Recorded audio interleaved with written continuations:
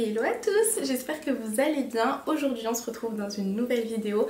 Comme vous l'aurez vu au titre et à la miniature, ça va être Hello 2024. On va parler des résolutions et surtout, hyper important, mon expérience de 2023. Mais ça je vous le dirai juste à la fin. On va commencer par le positif, les résolutions. Je sais que chaque année on se donne tous des résolutions qu'on ne va pas tenir.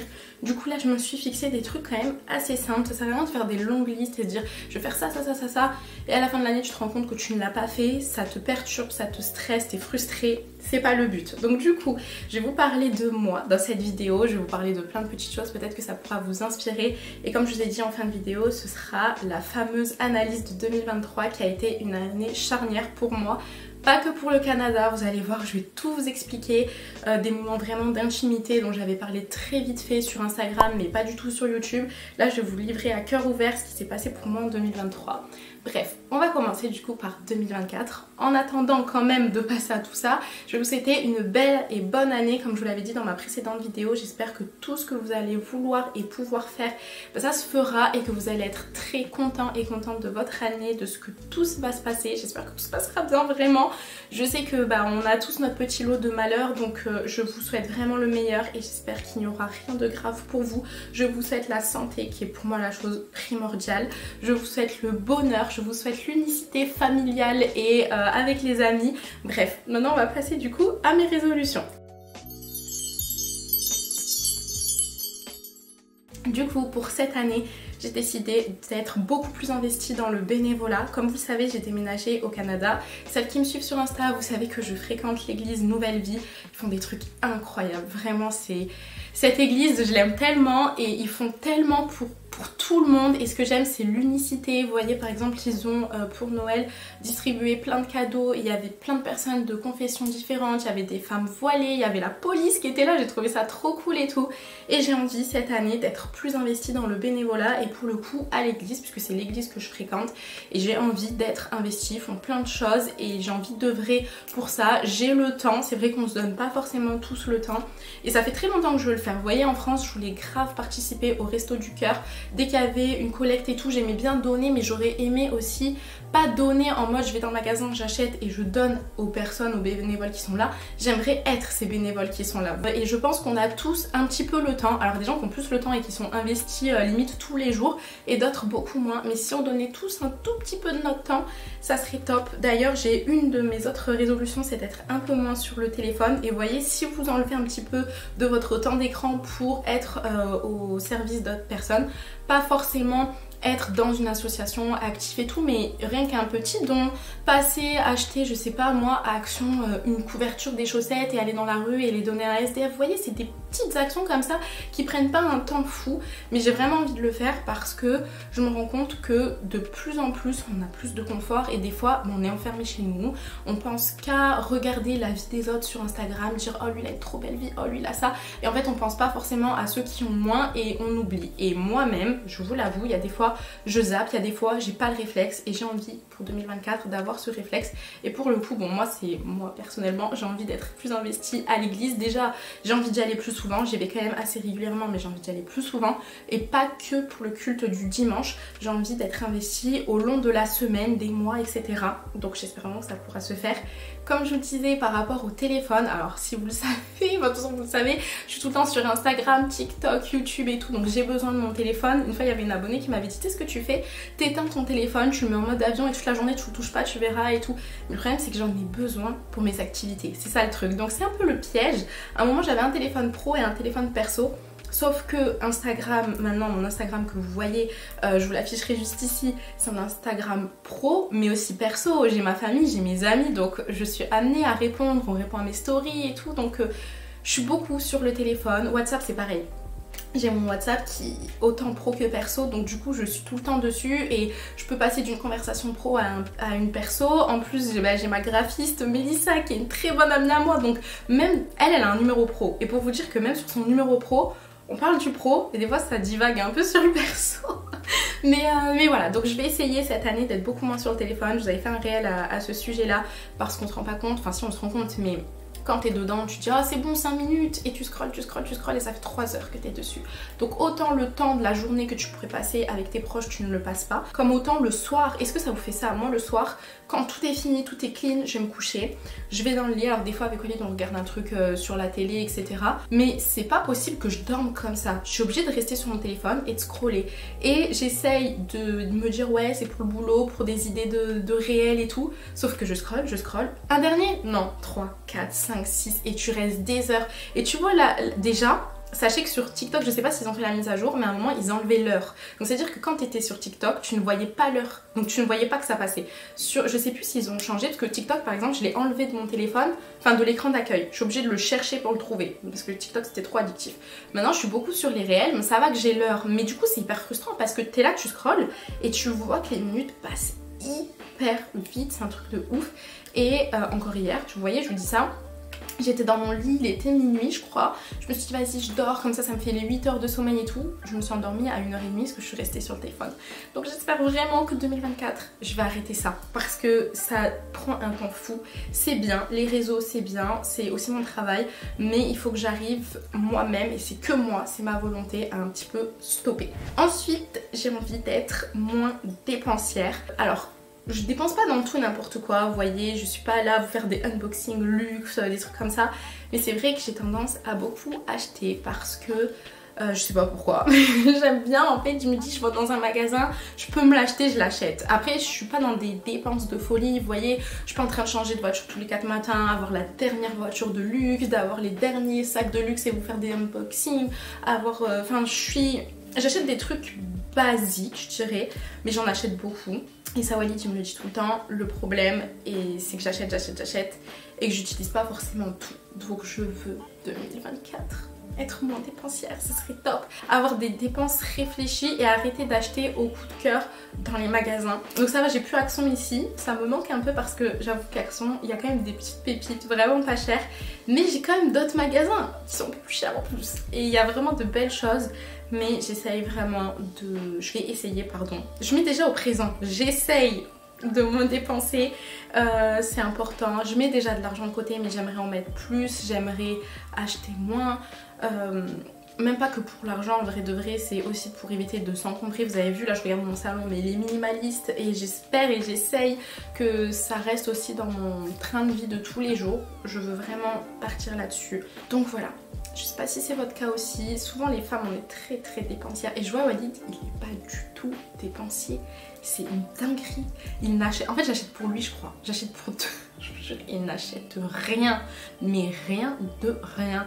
Il y a une fois ou deux fois dans l'année il me dit ouais faut que je me rachète genre sous-vêtements, t-shirt basique, il y va une fois, après le gars ne peut rien acheter pendant l'année, alors que moi je peux acheter tous les jours. C'est un truc de ouf, ma mère est comme ça donc je pense que c'est héréditaire. Ensuite, autre résolution, j'ai envie d'apprendre à parler anglais, oui. Alors, fun fact, vous allez rigoler, ma mère a fait des études pour être prof d'anglais. Elle est complètement bilingue, elle a habité en Angleterre. Mon père est de base anglophone, c'est sa langue maternelle, l'anglais. Donc il nous a un peu parlé avec mes soeurs en anglais, mais c'est vrai que c'était plus adapté à nous qui parlions français.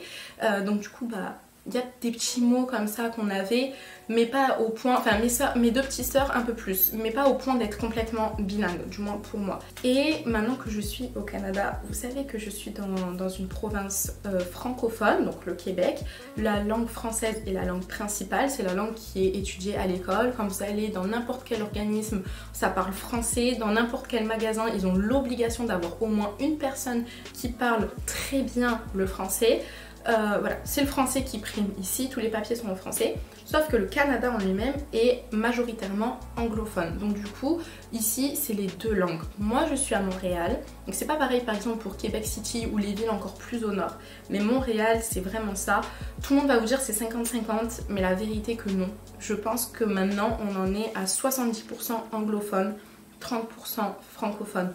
Déjà, même pour les francophones, ici à Montréal, je parle vraiment que de Montréal parce que je sais que Québec et tout, c'est pas pareil. Ils sont plus attachés à la langue française. Ici, les francophones, il y a des mots anglais dans tout. Des anglicismes dans tout. Quand je vous dis tout, ils vous parlent une phrase, il y aura forcément un mot anglais dedans. Et comme je dis, à 70-75%, les personnes parlent anglais. Ton livreur, c'est hyper rare qu'il parlera français. La plupart du temps, il sera anglophone. Que ce soit Uber Eats, Amazon, et pas la Poste, parce que la Poste, du coup, c'est un service d'État. C'est un peu comme la Poste en France, vous voyez. Donc, ils sont obligés de parler français. Mais vraiment, ça parle anglais à tout coin de rue, dans les magasins. Et en plus, ils slide, genre. Vraiment, français-anglais, c'est un truc de ouf. Genre, vraiment, c'est choquant à voir. Et en plus, du coup, ils ont grave... Mais ils ont bien l'accent. C'est pas comme nous, en tant que Français, on parle avec notre accent français. Bon, ils nous comprennent et eux, ils aiment bien, mais... On a un accent un peu, j'allais dire cringe, vous voyez. Un accent un peu, vraiment, il hérisse les poils, notre accent français. J'ai cet accent horrible. Mais voilà, donc du coup, en étant au Canada, j'aimerais quand même apprendre à parler anglais. J'aimerais aussi parce que je me dis que mes deux parents parlent anglais. Mon père est décédé, mais il parlait anglais, genre. Et moi, je parle pas anglais, c'est n'importe quoi, vous voyez. Et l'anglais, pour moi, c'est la langue internationale. Si tu vas partout dans le monde, quasiment... je sais qu'en Asie c'est un peu plus compliqué, mais normalement partout dans le monde, si tu parles anglais, tu peux réussir à te faire comprendre. Donc année 2024, j'ai dit je veux parler anglais. On va pas viser trop haut à dire on veut être bilingue, on va se calmer, mais je veux parler anglais. Et donc du coup, pour ça, j'ai trouvé la solution. Cette vidéo est en partenariat avec Rosetta Stone, qui est du coup une application pour apprendre à parler la langue que vous voulez. Moi j'ai choisi l'anglais parce que je vous ai dit que c'est ça que je veux faire en 2024. J'ai quand même des bonnes bases, je trouve. En fait, on a quand même certaines bases, je pense, surtout, je me prends moi, je suis désolée, je dis moi, mais c'est ma vidéo. J'ai grandi avec les vidéos, les films, téléfilms et tout américains. J'ai grandi les années 90, on était très à fond sur les États-Unis. Donc ouais, il y a plein de petits mots comme ça qu'on connaît. J'ai un très bon vocabulaire, je comprends quand on parle anglais. Le seul problème, c'est que j'ai un peu de mal à m'exprimer. Ce qui est bien avec cette application, c'est qu'autant vous allez apprendre à conjuguer ça. Tellement important, j'en avais parlé sur Instagram. Je suis pas là en mode je vais tailler le système français, vous voyez, mais c'est vrai qu'en France on nous apprend par exemple les verbes irréguliers, tu sais même pas ce que tu dis en fait. On te dit d'apprendre become, became, bim, je sais même plus quoi, vous voyez, je m'en souviens plus. Tu sais même pas comment ça a été conjugué, si c'est au passé, au futur, au présent, enfin tu sais même pas. On te dit juste vas-y t'apprends les 5 verbes là et puis le lendemain t'as une interro et t'as un truc avec des trous et tu écris. Tu ne sais pas conjuguer. Moi personnellement en anglais je ne sais parler qu'au présent. Je ne sais pas parler au passé, je ne sais pas parler au futur. Avec cette application, ce qui est bien, c'est que vous avez autant la conjugaison, le vocabulaire et surtout la prononciation. C'est trop bien. Je vais vous mettre des slides de l'application. Ce qui est trop cool, c'est que du coup il y a le micro. Donc il y a autant des exercices où du coup vous allez devoir trouver au niveau de la conjugaison qu'est-ce qu'il faut mettre comme verbe conjugué, donc au pluriel et au singulier. Et ensuite, vous avez la prononciation, donc ils vont vous dire une phrase. Why are you washing your hands? A sheet. A pillow. A pillow. A blanket. A blanket. Donc vous l'entendez avec la très bonne prononciation et d'ailleurs vous pouvez choisir anglais d'Angleterre ou anglais États-Unis. Moi j'ai choisi États-Unis. Et tu dois redire la phrase et il t'a un cercle, de toute façon je vous montrerai, qui montre si tu as bien prononcé ou pas.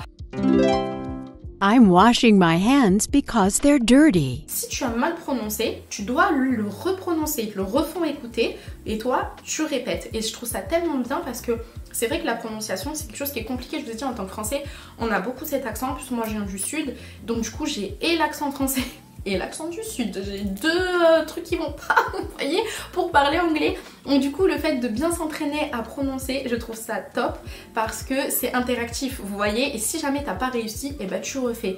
Et vous allez trouver plein de petits cours en ligne sur YouTube, sur machin, mais c'est pas interactif, c'est-à-dire que si toi tu reprononces mal la phrase devant ta vidéo YouTube, il y a personne qui va te dire que c'est mal prononcé. Alors que là avec l'application c'est le cas, donc j'ai trouvé ça trop cool.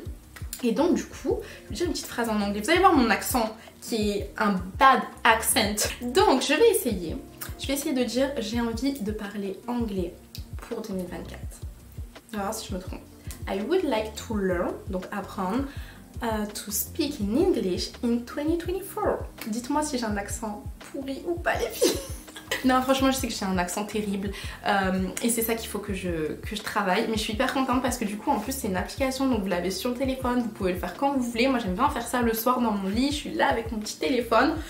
Du coup, c'est bien parce que, comme je vous ai dit, j'ai envie de réduire le temps d'écran, mais j'ai envie que mon temps d'écran, il soit productif. Vous voyez, c'est pas juste pour slide et rester scroll comme ça et regarder des trucs pas inintéressants, mais qui ne vont pas m'apporter quelque chose. Là, je suis sur mon téléphone pour quelque chose qui m'apporte quelque chose. Donc, je suis là et j'apprends des petits cours d'anglais. Vous pouvez choisir votre niveau. Vous pouvez commencer par vraiment, vous connaissez rien, donc vraiment les bases, comme vous avez un petit peu de vocabulaire, ou alors vous êtes intermédiaire et vous voulez avoir une meilleure expérience et tout. Et j'ai trouvé ça trop cool. Évidemment, vu que c'est un partenariat, je vais avoir un code promo. Et du coup, en cliquant dans le lien qui sera dans ma barre d'infos, jusqu'au 31 janvier, vous avez moins 60% sur tous les abonnements. Et aussi sur le lifetime qui vous permet d'avoir un accès à vie sur tous les cours pour jusqu'à 25 langues.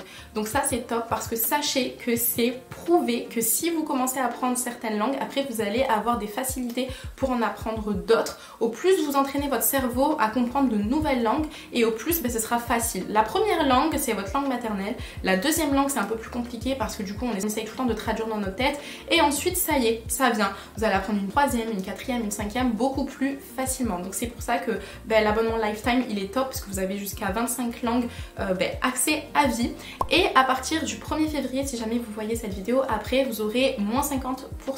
Donc voilà, je trouve ça cool. Moi j'ai trop hâte, je vous dirai du coup mes progrès. Je suis hyper enthousiaste, genre ça fait longtemps que je vais apprendre l'anglais et là je me dis que j'ai plus d'excuses. La vérité, je suis au Canada, les gens parlent anglais, j'ai besoin de pouvoir m'exprimer avec des gens qui ne pourraient pas parler français.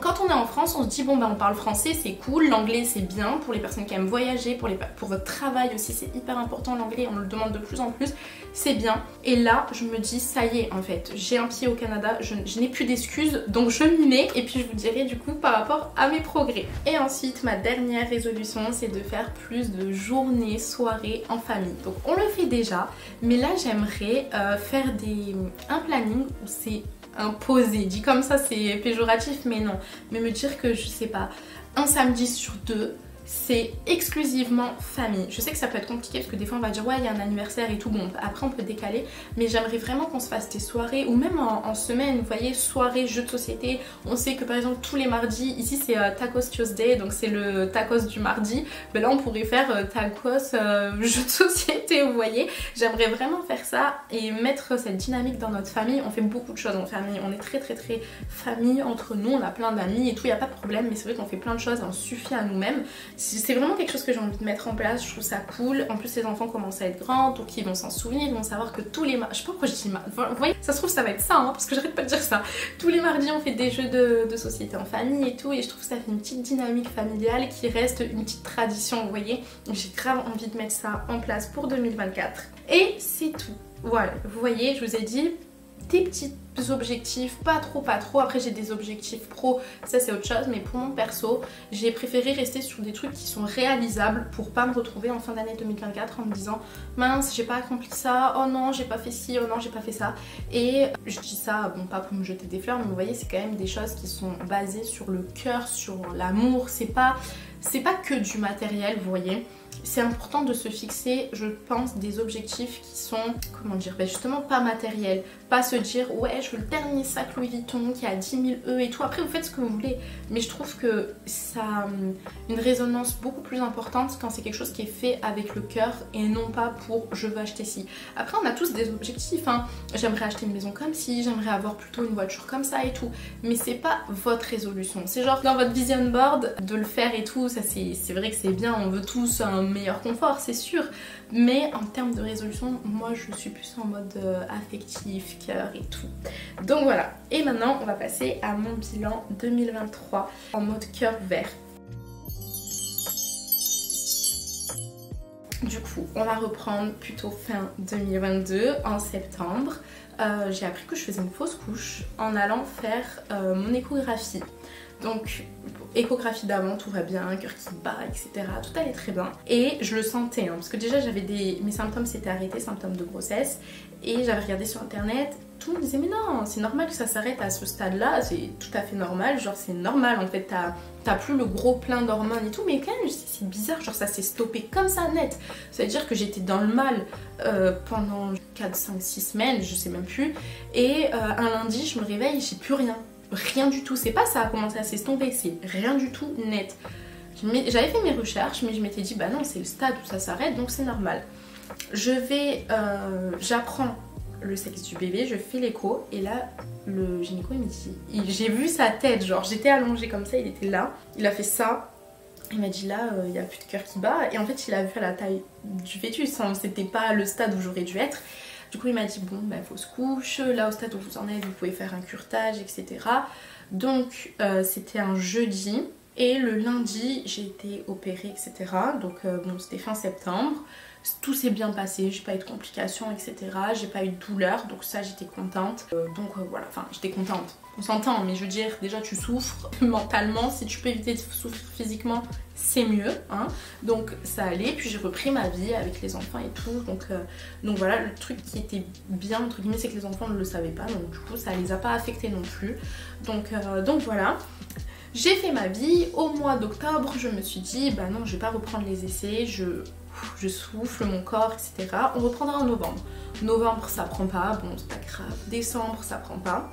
Et on est parti au Canada. C'était pas prévu parce que normalement j'aurais dû être quand même assez avancée dans la grossesse en décembre. Donc je m'étais dit on partira en vacances en été, genre avec le bébé. Et là, du coup j'avais dit ah oui, tu sais quoi, on voulait voir le Canada en mode hiver.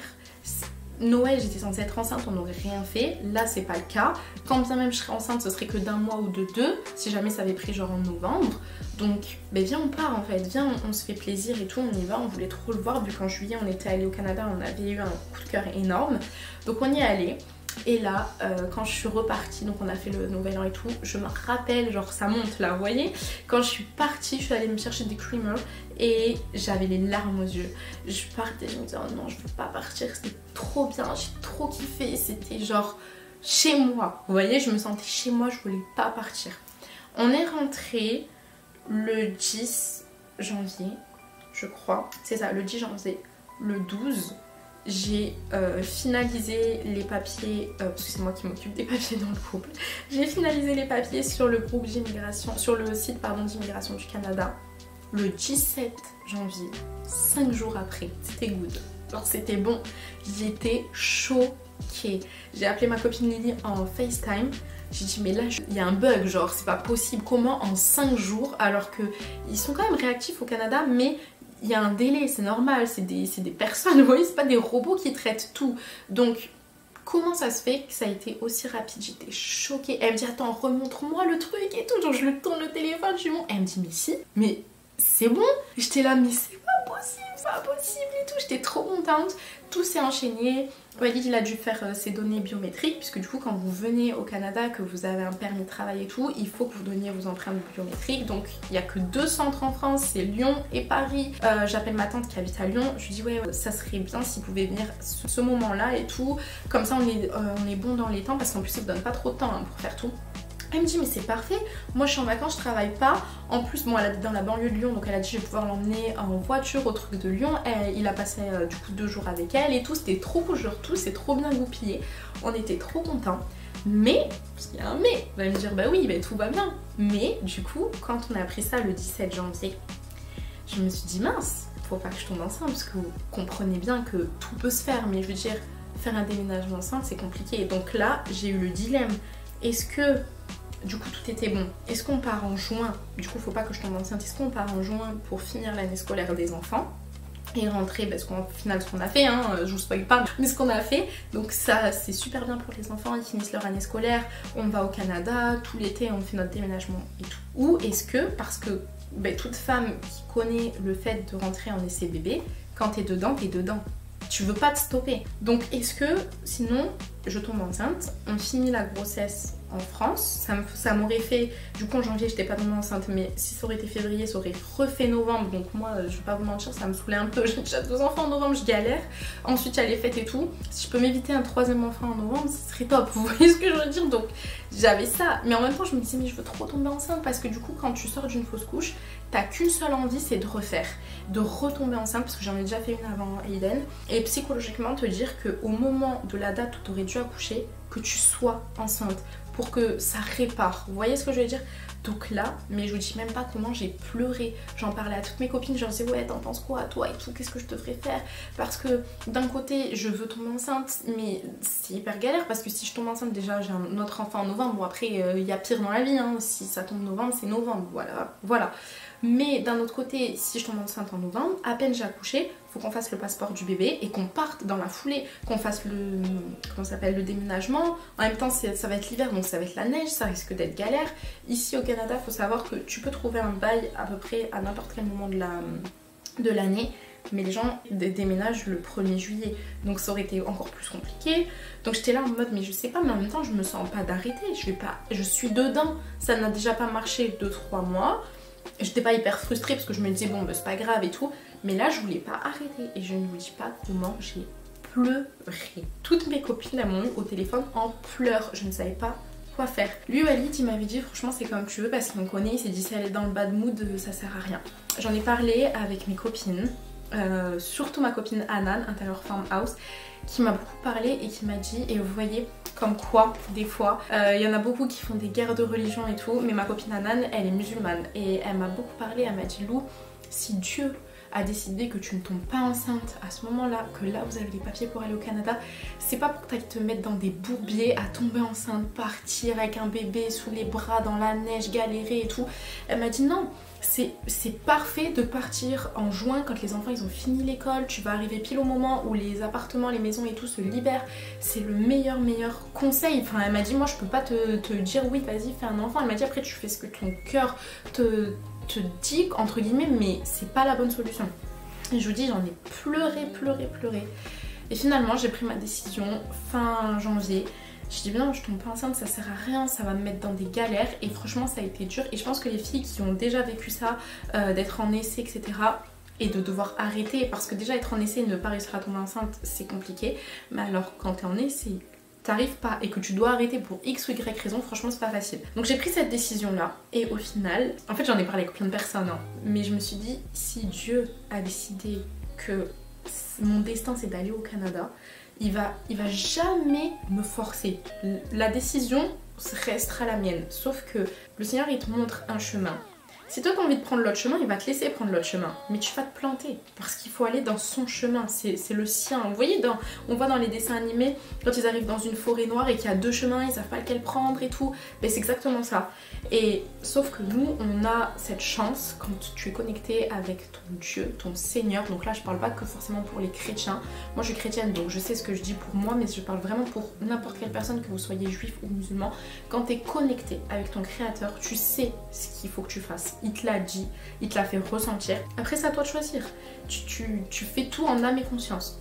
Mais là t'as ça en plus qui te dit non c'est ce chemin qu'il faut que tu choisisses. Donc moi pour vous c'est le Canada. Et au final, une analyse de 2023, c'est que j'ai appris la résilience et j'ai appris à m'abandonner dans les chemins que Dieu me faisait. Parce que moi toute ma vie ça a été ça. Tout le monde, hein, de toute façon, t'as toujours 2 chemins et tu te dis c'est le cœur ou la raison. Et à chaque fois, je choisissais ce que, entre guillemets, mon cœur, je dis vraiment entre guillemets, voulait, et je me plantais en fait. Et à chaque fois que j'ai suivi le chemin que le Seigneur m'a donné, je ne me suis pas trompée. Mais là, ça a toujours été des chemins quand même pas très... Enfin, c'était facile, genre, tu vois. C'est juste toi, quand t'es jeune, tu dis allez, vas-y, c'est bon, YOLO, one life, je sais ce que je veux et tout, et tu te plantes, mais après tu dis c'est pas très grave. Là, franchement, je vous jure que c'était un choix qui est très compliqué, et c'était compliqué pour moi. Des fois, c'est vrai que quand on le voit d'extérieur, là, ça se trouve, il y en a qui vont regarder la vidéo qui vont dire mais c'était grave évident que t'allais partir au Canada, au pire, tu pouvais tomber enceinte au Canada. Sauf que, chose que j'ai pas dite, c'est qu'en arrivant, je savais qu'il y aurait le déménagement, la rentrée, les fêtes et tout. Je ne voulais pas être enceinte dans des mauvaises conditions, vous voyez, dans le rush et tout de courir. Donc en fait, quand j'ai eu ça, C'était soit je tombais enceinte maintenant, j'avais un enfant en fin d'année et je devais galérer pendant le déménagement, soit si je tombais pas enceinte, c'était pendant minimum 1 an, parce que je savais que je ne pourrais pas faire tout dans le rush, je me connais. J'ai 3 enfants aussi, c'est pas la première grossesse aussi, donc il faut aussi considérer les enfants qu'il y a avant. Tu peux pas tout stopper, dire je suis enceinte et tu laisses les 3 enfants à Yawalid, mais je veux dire tout seul quoi. Donc il y a beaucoup de réflexion. Et bref, donc cette année de 2023 m'a réellement appris la résilience et à m'abandonner dans les choix que le Seigneur a fait pour moi. Et pourquoi je vous dis ça? Parce que finalement, je me disais mais toute l'année je vais être en dette, toute l'année je vais faire que d'y penser. Quand je vais être à la DPA que j'aurais dû avoir, je vais pleurer, je vais dire mais pourquoi? Et bien dites-vous que le jour de la DPA, j'ai même pas pensé, j'étais en train de faire autre chose, j'ai complètement zappé. Et c'est quelques jours après, je me suis dit oh mais c'était normalement ma date d'accouchement, c'était là. Et en fait chaque mois, je vous le promets, chaque mois, vous savez quand t'es en essai, chaque mois tu te dis bah, j'espère que je suis enceinte. Et ben moi, chaque mois je me disais j'espère que je suis pas enceinte, c'était un truc de ouf. Genre en février il y a eu l'anniversaire de ma petite Lina, la fille de Davina, c'était trop bien, on a passé une trop bonne soirée. Bon là j'étais pas en train de me dire heureusement que je suis pas enceinte parce que c'était tout frais. En mars j'ai fait pareil une soirée, je suis montée à Paris, on a passé un week-end incroyable avec Davina et je me disais heureusement que je suis pas enceinte, là j'aurais été fatiguée, peut-être j'aurais été dans le vomi, là c'était trop bien. En avril je suis allée à l'anniversaire de ma copine Cyrielle, pareil je suis montée à Paris, on a passé des moments incroyables. Et en plus vu que je savais que je déménageais, que j'étais avec mes copines, on a profité à fond. D'ailleurs en avril, début avril, pour Pâques, ma copine Davina est descendue dans le sud chez nous avec son chéri et sa fille. Ça a été incroyable, ça a été trop bien. Franchement chaque mois, je vous promets, il y avait une bénédiction et je me disais heureusement que je suis pas enceinte. En avril, en mai, le mois de mai, je crois que ça a été le mois le plus intense. Il y a eu la circoncision de Magie où on a dû accueillir toute la famille, les amis. Chaque week-end j'étais prise. Ensuite je suis montée à Paris, j'ai eu un tournage, je vous en parlerai prochainement. J'étais en train de faire mon déménagement quand je faisais mes cartons, j'étais en train de galérer, je vous jure, je me disais mais heureusement que je suis pas enceinte. J'aurais fait comment, sachant que généralement quand je suis, enfin généralement les 3 fois là où ça a vraiment pris et que j'ai accouché, j'ai toujours eu des problèmes de fer où je suis HS, je suis crevée, donc j'aurais jamais pu faire ça en étant enceinte. Tout gérer, YouTube à côté, ne pas montrer qu'on déménage. Donc tout ça pour vous dire que chaque mois, je vous promets, j'aurais jamais cru dire ça du coup en septembre 2022. Chaque mois, je me disais c'est une bénédiction, je ne suis pas enceinte, je vis des trucs de fou, j'ai profité de ma famille, de mes amis avant de partir et tout ça sans être enceinte, sans être... J'étais un peu fatiguée mais c'était vraiment le déménagement, mais sans être dans les nausées, dans le truc t'es pas bien. En plus une grossesse, on est tous là en train de dire ouais je vais tomber enceinte, tu ne sais pas si ta grossesse va pas être pathologique et que tu vas être mal alitée ou quoi. Vous voyez, c'est ce qu'elle m'avait dit aussi Anna. Elle m'a dit imagine t'es alitée, tu fais comment?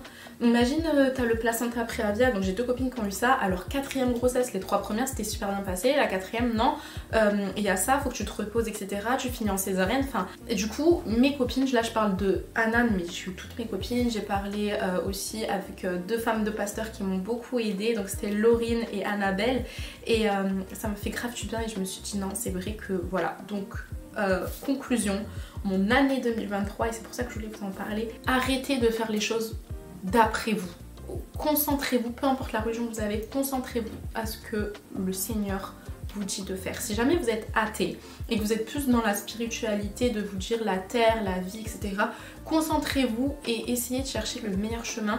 Et des fois il faut un peu se déconnecter de ses propres émotions, et moi c'est vraiment ce qui a été la révélation pour moi cette année, mais vraiment, et je l'ai vu sur... Comme je vous dis, peut-être que vous d'extérieur vous allez vous dire mais c'était trop facile ce choix, mais pour moi je vous promets que c'était pas facile, vraiment c'était vraiment pas facile. Et au final, je tourne cette vidéo, on est en janvier 2024, je vous ai dit toute l'année, chaque mois, ça a été une bénédiction, c'est un truc de ouf, mais ça a été une bénédiction pour moi de ne pas être enceinte parce que chaque mois j'avais des événements hyper importants où je me disais mais heureusement là je suis pas enceinte.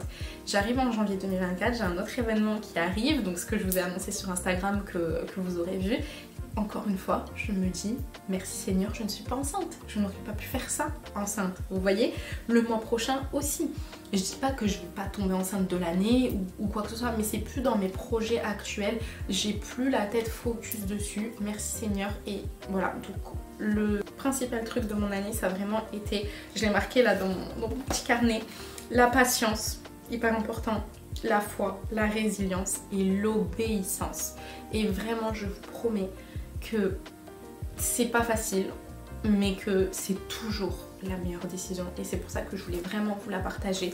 Chose aussi que j'ai surkiffé, c'est que Dieu m'a épaulée. Et vous savez, il y a eu le confinement, on n'a pas pu tous se voir. Ensuite 2021, il y avait encore des personnes qui avaient peur de la maladie, etc., qui étaient faibles. On a commencé à tous un peu se revoir, etc. Et vraiment 2022, 2023, ça a été les 2 années où on a pu plus faire de choses, voyager, voir nos amis, etc. Et j'ai été hyper contente parce que je me suis sentie entourée. Genre, j'étais dans une épreuve qui est certes entre guillemets facile parce que j'avais soit le choix d'être enceinte, soit de partir vivre mon rêve à l'étranger. C'était pas des trucs de ouf, hein, on s'entend, c'est sûr que c'était pas genre t'es hyper malade, t'as un cancer, des trucs comme ça. Je sais très très bien, mais j'ai été contente parce que j'ai été entourée, épaulée par mes amis, ma famille, et ça a été top. Et du coup cette épreuve qui est pas hyper dure mais qui sur le coup c'était pas confortable quoi, et bien j'ai été épaulée. Et franchement cette année 2023 elle était trop bien pour ça.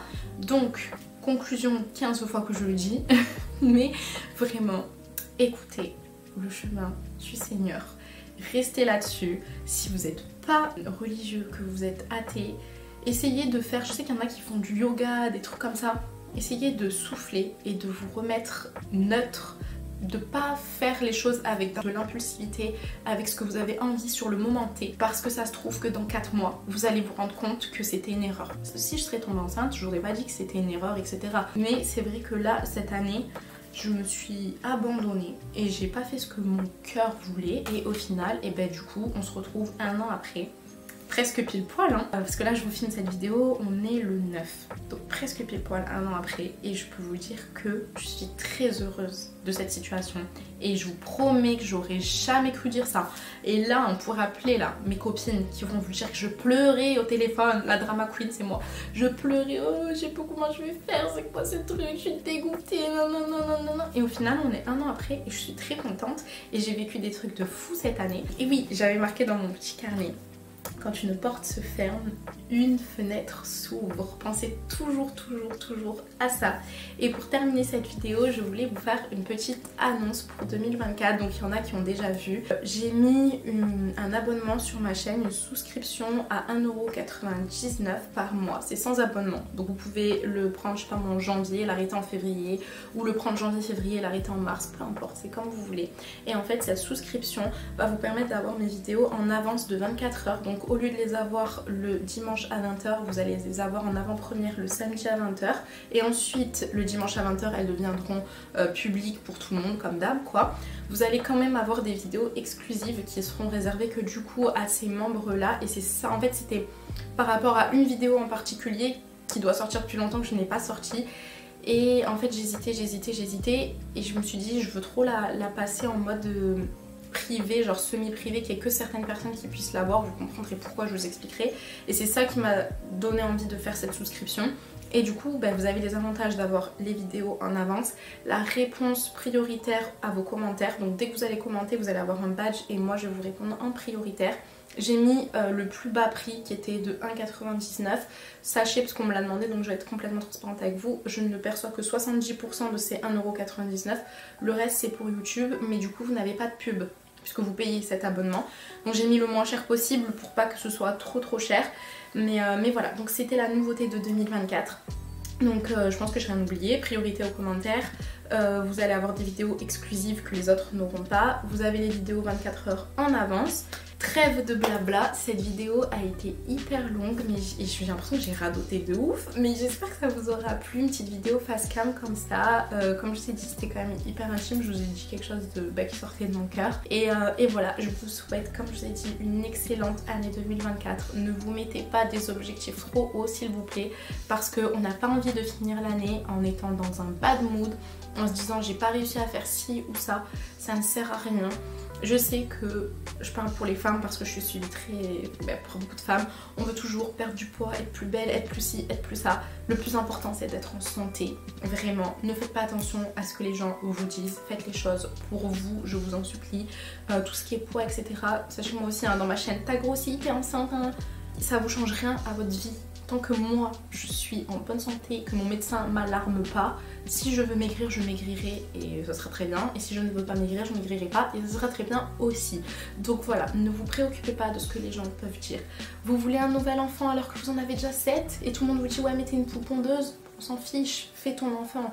Vous voulez divorcer, je suis pas pour le divorce mais faites ce que vous voulez, vraiment, prenez les décisions que vous voulez. Ne vous attardez pas sur ce que les gens pourront ou peuvent dire parce qu'on a chacun nos lots de problèmes. On n'est pas parfait et qu'il n'y a personne qui peut nous juger, vraiment. N'hésitez pas à me dire en commentaire quelles sont vos résolutions. Je répète, ne vous mettez pas des résolutions trop hautes. Je veux faire 1 million, perdre 50 kilos, avoir un yacht. On se calme les gars, on met des trucs tranquilles.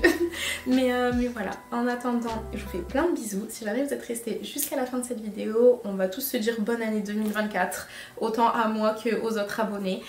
N'hésitez pas à vous abonner justement, à mettre un like et surtout à partager. Ça fait toujours plaisir que vous puissiez partager ma chaîne à vos amis, à vos proches. Et puis du coup, je vous fais plein de bisous. J'espère que vous n'avez pas eu trop mal à la tête parce que j'ai énormément parlé. Bisous.